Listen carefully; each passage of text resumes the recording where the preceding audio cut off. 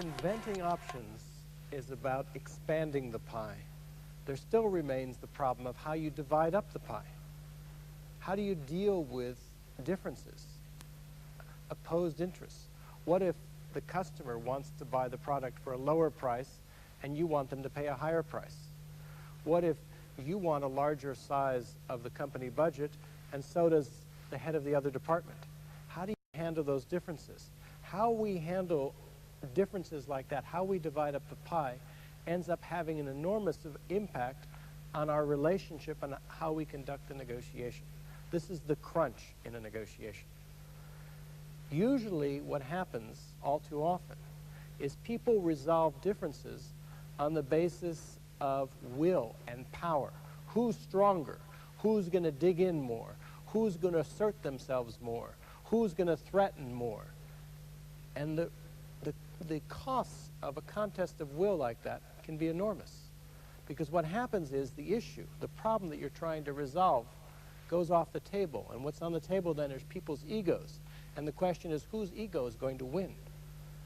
People forget about interests. They're just focused on their positions. They're not inventing at all. And the real cost is one side or the other has to give in. And you won't like to give in if it's you, and they won't like to give in if it's them. And even if you are successful in making them give in, they're going to remember it. And they're going to think about getting their revenge next time.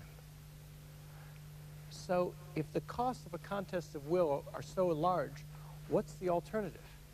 The alternative, what you see successful negotiators use, is they try to decide opposed interests on the basis not of a contest of will, but on the basis of objective criteria.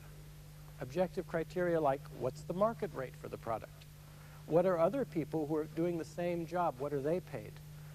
What about scientific judgment? What about reciprocity or equal treatment?